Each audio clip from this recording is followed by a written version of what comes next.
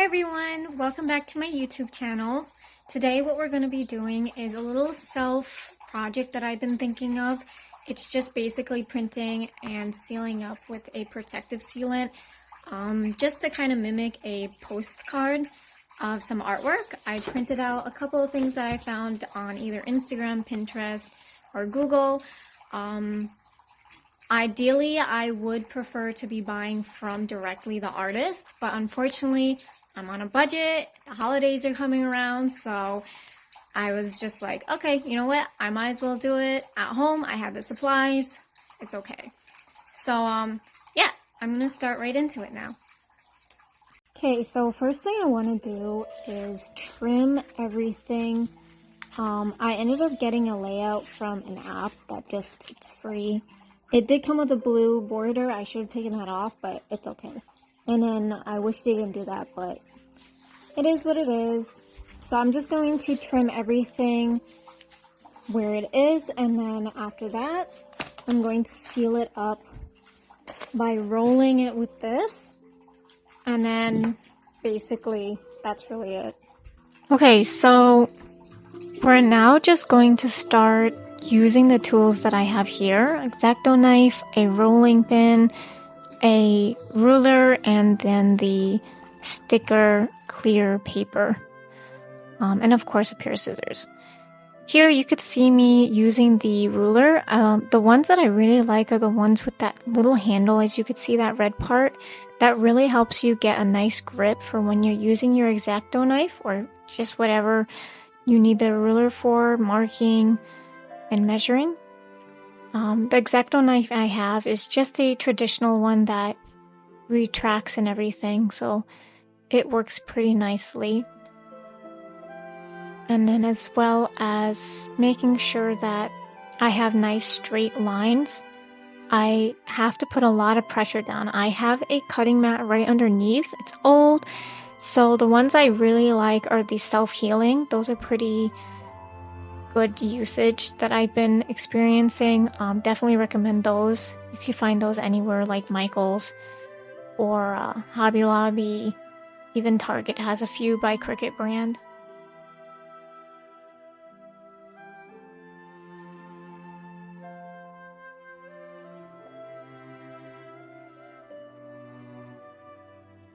Starting projects like this, I've been really enjoying because it's super calm and peaceful.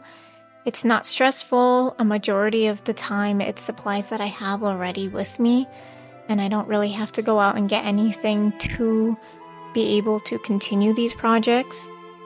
As I mentioned before, usually with something like this, I try my best to find myself supporting the artist directly. Unfortunately, in this situation, I couldn't. Therefore, I was able to do a little bit of my own project.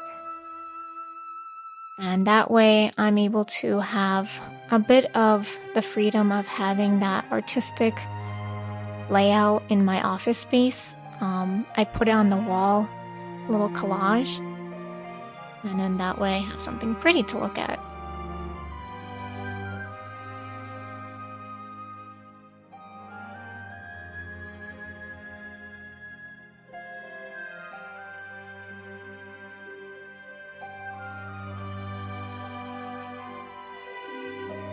Starting to finish up cutting and trimming the edges. A few of them I was debating on keeping that blue border that came with it, but I ended up doing all of them without it. And something that I really thought was a pretty cool touch I did was making some of these really long, like the one you see here. That kind of added a little bit of dimension in the setup on the wall.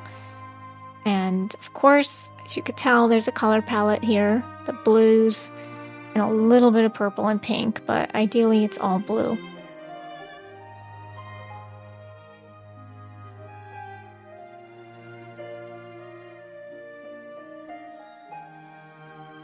Okay, so some of them did come out a little bit rough edged, but I got that cleaned up eventually. Here they all came out. I'm really happy with how it turned out. Some of these artworks are so pretty and nice and even calming to just look at. And as you could tell, there's a little bit of black and white in there. I had to put in my girl 2B. Can't say no to her. And then I have a bit of those traditional Japanese, Chinese artworks in there. That's just an aesthetic that I like having around my space, so I added some of that in there. And majority of it is Miku, just because she's something I grew up with in the early 2000s, and then of course with her blue, which is my favorite color, I had to put that in there.